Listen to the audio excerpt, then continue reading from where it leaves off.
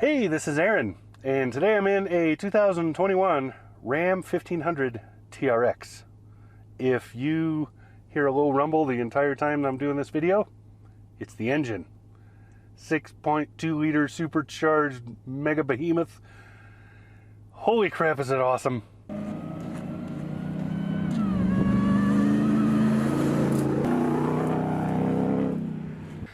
Okay, so the Ram TRX was first introduced in 2016, I believe it was, at the Texas State Fair.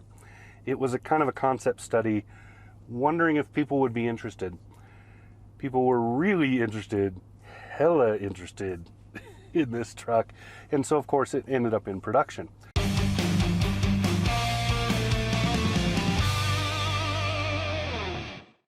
The TRX has the 6.2 liter supercharged engine you'll find in the Challenger Hellcat, the Grand Cherokee Track Hawk, vehicles like that.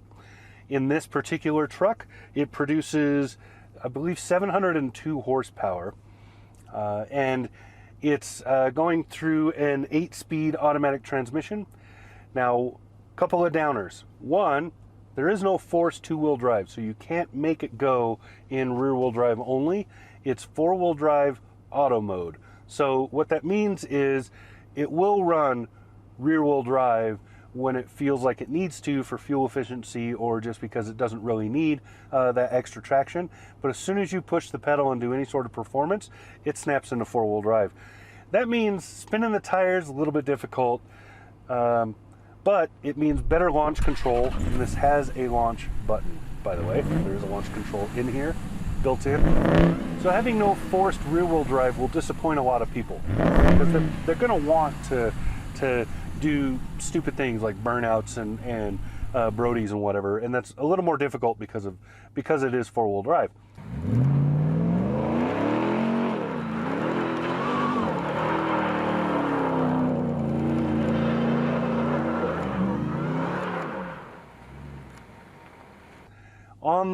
On the other hand, on the flip side of that, track mode is not really what this is made for.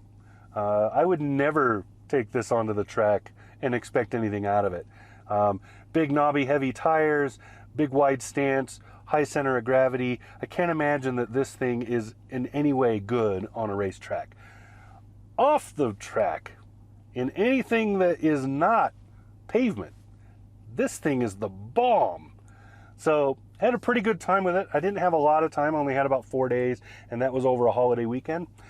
So there was a couple of missing days because of family and stuff. But I'll tell you, the off-roading that I did do, this easily matched anything the Power Wagon could pull off. And that's a pretty big deal because the Power Wagon is the benchmark for 3/4 ton off-roading, and this is a half-ton truck. So I would put this against the Ford Raptor any day. The big difference you'll find between the two is the Raptor will give you more power a little bit faster because of the turbo, but this will give you more power longer because it's a much heavier engine, bigger displacement, all of that stuff, supercharged, never has airflow problems.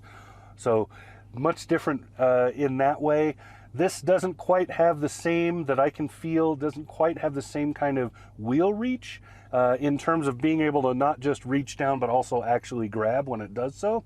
And that may have just been conditions, that may not be the vehicle itself, but that was my impression. But on the other hand, overall, I would say that this is as or more capable than the Raptor. And it's just beautiful.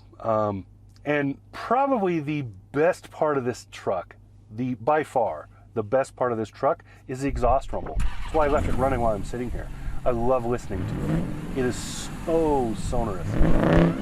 What you're hearing are bigger pipes than they can fit on the Hellcat cars, right? So bigger pipes, they're true pipes, they have longer to run, so they can create more vibration. That is the rumble you hear. In fact, this is the first Hellcat powered vehicle I've been in that doesn't have a lot of supercharger whine, because that whine is so far ahead of you under, up under that hood, way up there. It's so far ahead of you that, and the rumble is so deep and just beautifully nice underneath this, that you won't hear it because the pipe rumble is way better. And then when you romp on it and you really get going in this, that pipe rumble gets wonderful.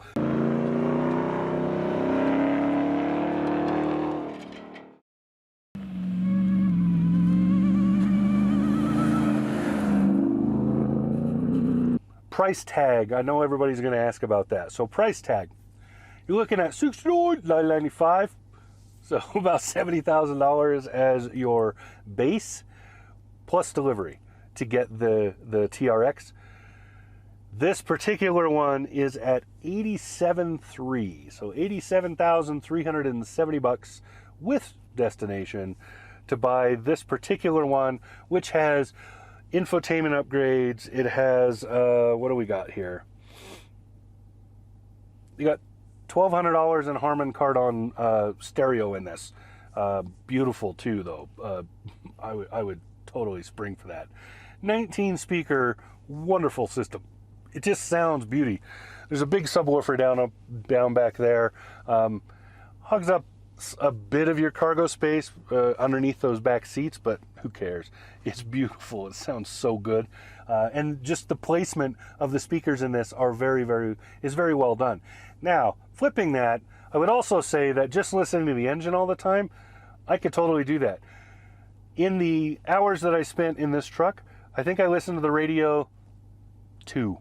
Highway driving was when I was listening to the radio. The rest of the time I was listening to the truck because, again, just sonorous, so beautiful. A couple of equipment groups added onto this and technology stuff, and that's where all that extra money's gone. So that's where that basically $17,000 is going from all the add-ons they put on this particular model and all of the destination charge, which is $1,700. Now, none of that's including any kind of dealer markup. Right now, to get one of these, you're going to pay dearly. That's pretty common with especially new and hot vehicles like this. Dealers start jacking the price, so they tack on a huge amount of money, and if you really want one of these, you're just going to have to pay that. If you're willing to wait a year or so, maybe this time next year, you'll be able to get one at MSRP. So, fuel economy. This is going to be a question that people are going to ask because they're going to be very curious. What can this truck do? Well, I'll tell you what it can do. It can do nowhere near what the EPA says. So the EPA number for this, hold on to your hat here because this is a good one. The highway MPG for this truck, 14 miles to the gallon. I didn't plan on doing any fuel economy testing in this truck because I figured if you're buying this truck, you really don't care what the fuel economy is. Like I said, this is a performance truck. This is a huge monster truck. I've just been calling it a monster truck all week. Nickname a lot of people have for this is T-Rex because TRX easily just becomes T-Rex, right? But honestly, I've just been calling it monster truck. The fender flares are beautiful. The look of the thing is just beastly. It's just so much awesomeness in one truck. The hood is unique. Nobody's seen this kind of hood before, so it when you're driving around in it and people look at it, they assume you must have a heavily modified Ram 1500. And I guess in a way it is, but still, this is so, I don't know how to describe it without sounding like condescending to who would buy it, because the words that come to my mind sound like I'm making fun of somebody, but really that's not the intention. It's just so overblown. Everything about it is so America. It's so overdone. It's just great. It's so awesome. I'll throw up some other numbers in case you want to know like what towing and hauling capacities are, things like that. I don't think they're going to be important again to the kind of person that buys this. You do lose some because of the build. But again, if you're buying this, you probably don't care about that stuff. So that's about what I got. You get a 5-year warranty with this truck, which, again, giant monster truck, 6.2 liter supercharged V8. There's nothing else like it. Just a wow. That's all I can say. I don't know what else to say. It's just so friggin' cool. So there you go. This has been Aaron, Sit Lily 2021 Ram 1500 TRX. Talk to you again soon.